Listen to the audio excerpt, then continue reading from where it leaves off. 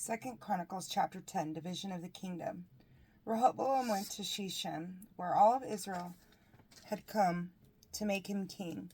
When Jeroboam son of Nebat heard about it, he was in Egypt where he had fled from King Solomon, and he returned from Egypt. They sent for him. Jeroboam and all of Israel came and said to Rehoboam, "Your father put on us a heavy yoke.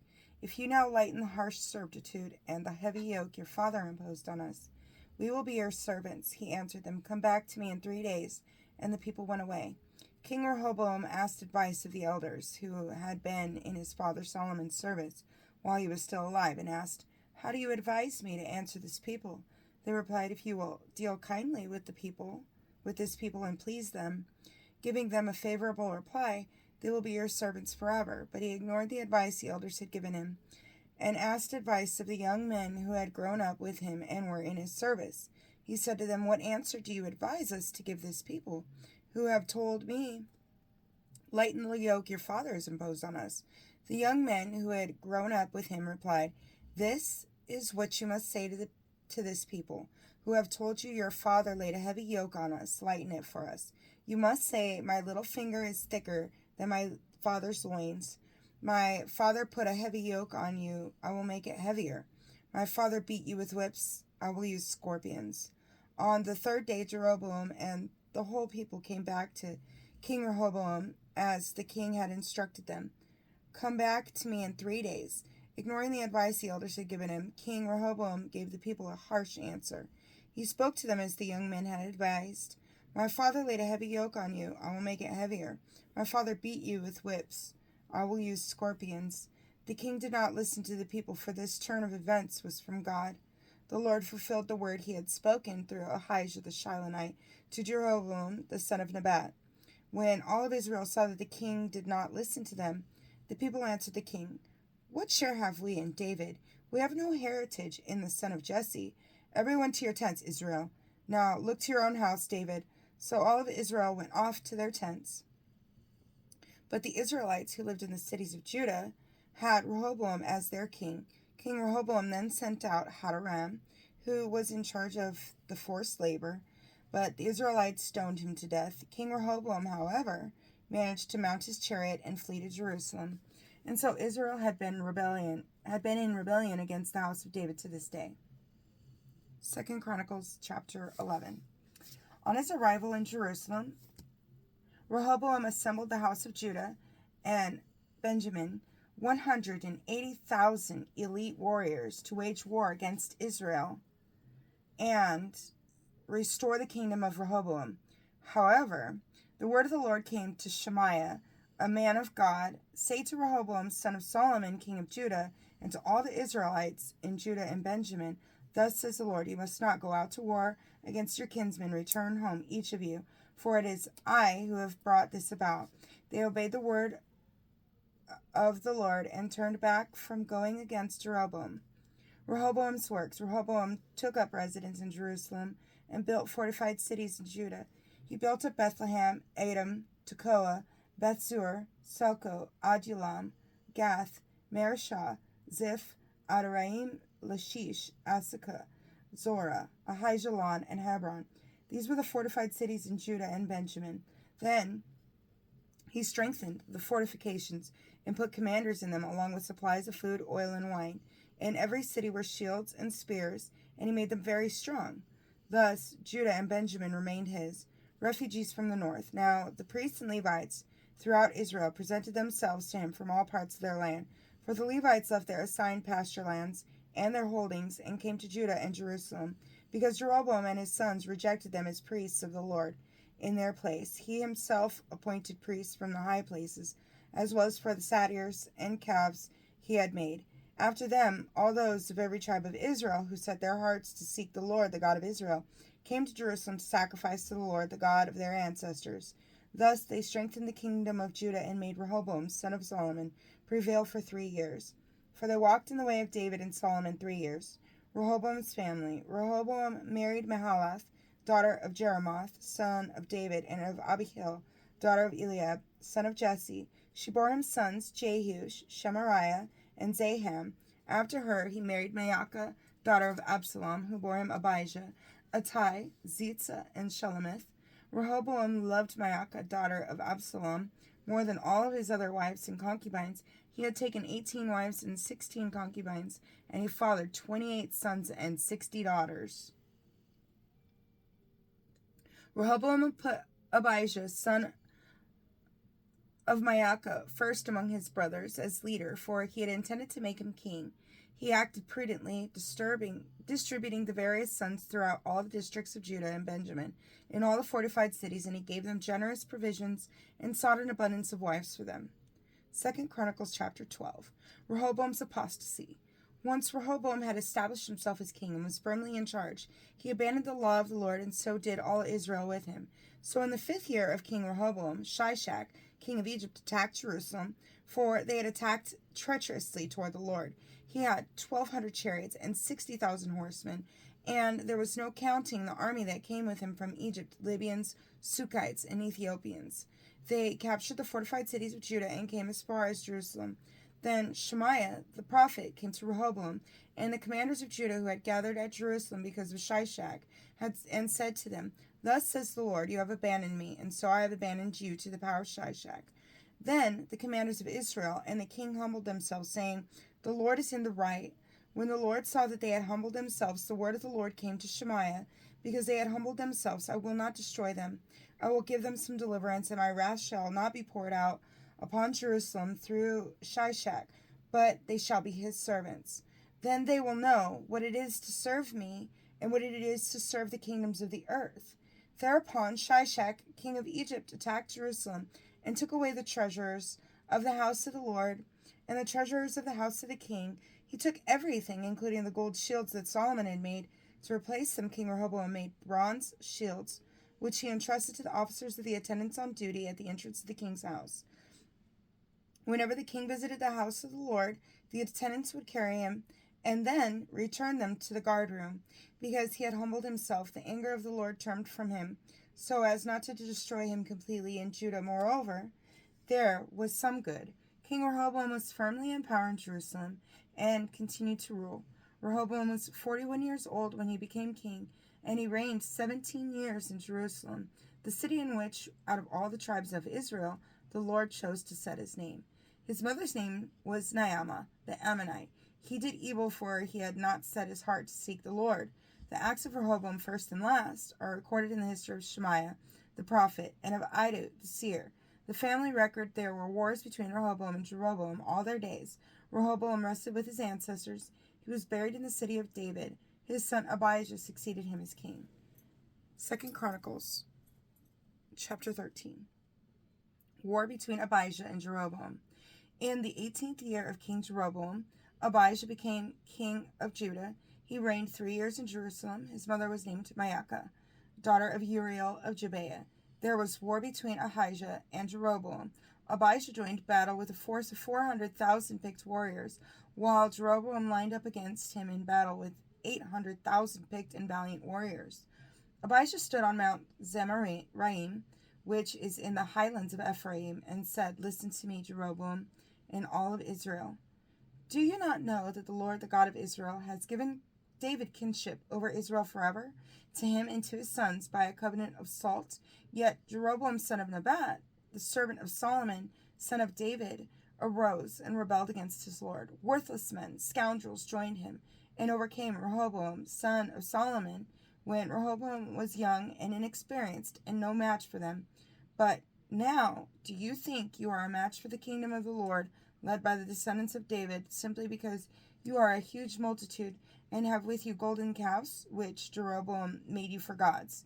Have you not expelled the priests of the Lord, the sons of Aaron, and the Levites, and made for yourselves priests like the peoples of other lands? Everyone who comes to consecrate himself with a young bull and 7 rams becomes a priest of no gods. But as for us, the Lord is our God, and we have not abandoned him. The priests ministering to the Lord are sons of Aaron, and the Levites also have their offices. They sacrifice burnt offerings to the Lord and fragrant incense morning and afternoon, and evening after evening.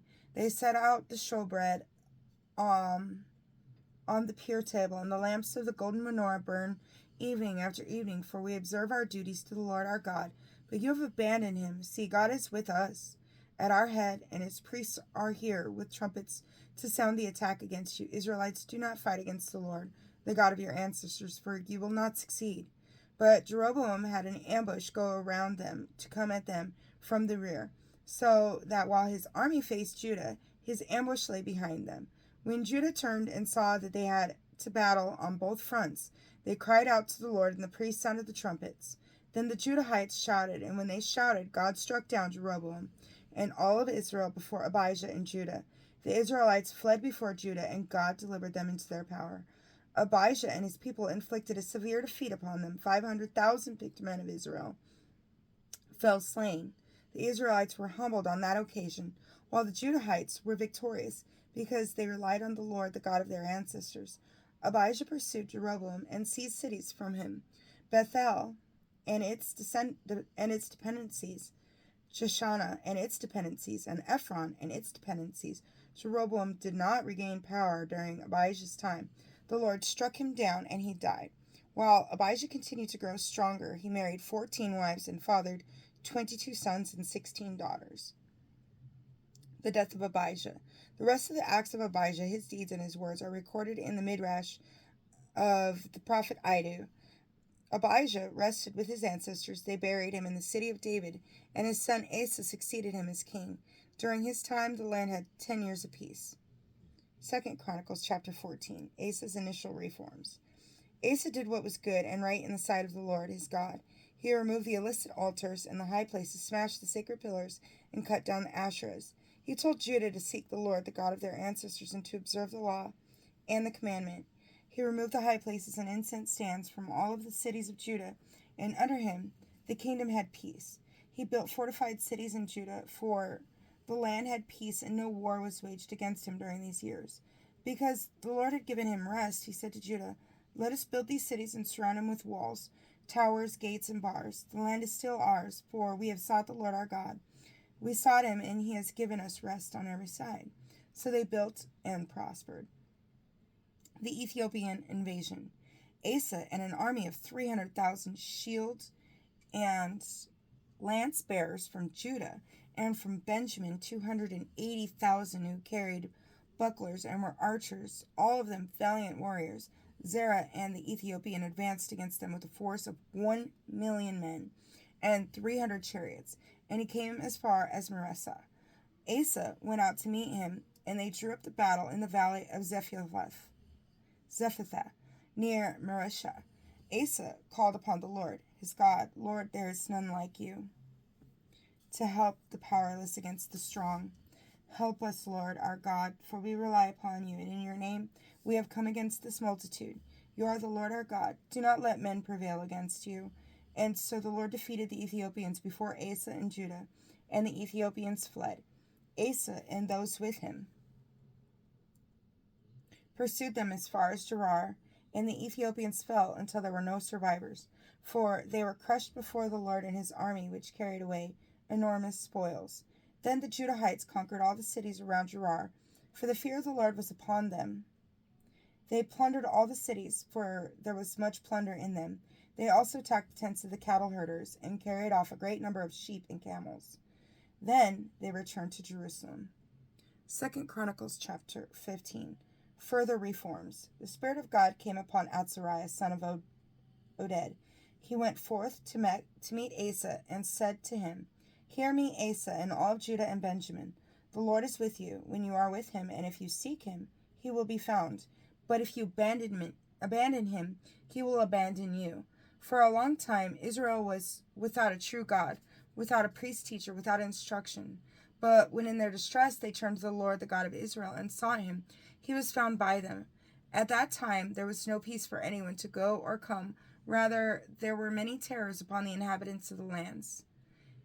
Nation crushed nation, and city crushed city, for God overwhelmed them with every kind of distress. But as for you, be strong and do not slack off, for there shall be a reward for what you do. When Asa heard these words and the prophecy, Oded the prophet, he was encouraged to remove the detestable idols from the whole land of Judah and Benjamin, and from the cities he had taken in the highlands of Ephraim, and to restore the altar of the Lord, which was before the vestibule of the Lord. Then he gathered all of Judah and Benjamin together with those of Ephraim, Manasseh, and Simeon, who were resident with them, for many had defeated to him from Israel when they saw that the Lord his God was with him. They gathered at Jerusalem in the 3rd month of the 15th year of Asa's reign, and sacrificed to the Lord on that day 700 oxen and 7,000 sheep from the spoils they had brought.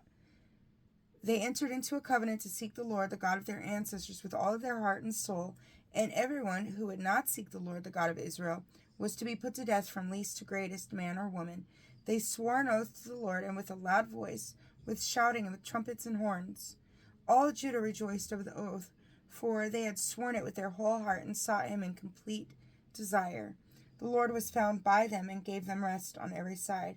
He also deposed Maacah, the mother of King Asa, from her position as queen mother, because she had made an obscene object for Asherah. Asa cut down this object, smashed it, and burnt it to the Wadi Kidron. The high places did not disappear from Israel, yet Asa's heart was undivided as long as he lived. He brought into the house of God his fathers and his own votive offerings, silver, gold, and vessels. There was no war until the 35th year of Asa's reign. 2 Chronicles Chapter 16, Asa's infidelity. In the 36th year of Asa's reign, Baasha, king of Israel, attacked Judah and fortified Ramah to block all movement for Asa, king of Judah. Asa then brought out silver and gold from the treasuries of the house of the Lord and the house of the king, and sent them to Ben-Hadad, king of Aram, who ruled in Damascus. He said, "There is a treaty between you and me, as there was between your father and my father. I am sending you silver and gold. Go break your treaty with Baasha, king of Israel, that he may withdraw from me." Ben-Hadad agreed with King Asa and sent the leaders of his troops against the cities of Israel.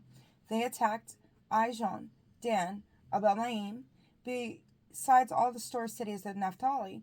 When Baasha heard of it, he left off fortifying Ramah, putting an end to his work. Then King Asa commandeered all Judah, and they carried away the stones and beams with which Baasha was fortifying Ramah. With them he fortified Jeba and Mizpah. At that time Hanani the seer came to Asa, king of Judah, and said to him, "Because you relied on the king of Aram, and did not rely on the Lord your God, the army of the king of Aram has escaped your power. Were not the Ethiopians and Libyans a vast army with great numbers of chariots and horses? And yet because you relied on the Lord, he delivered them into your power.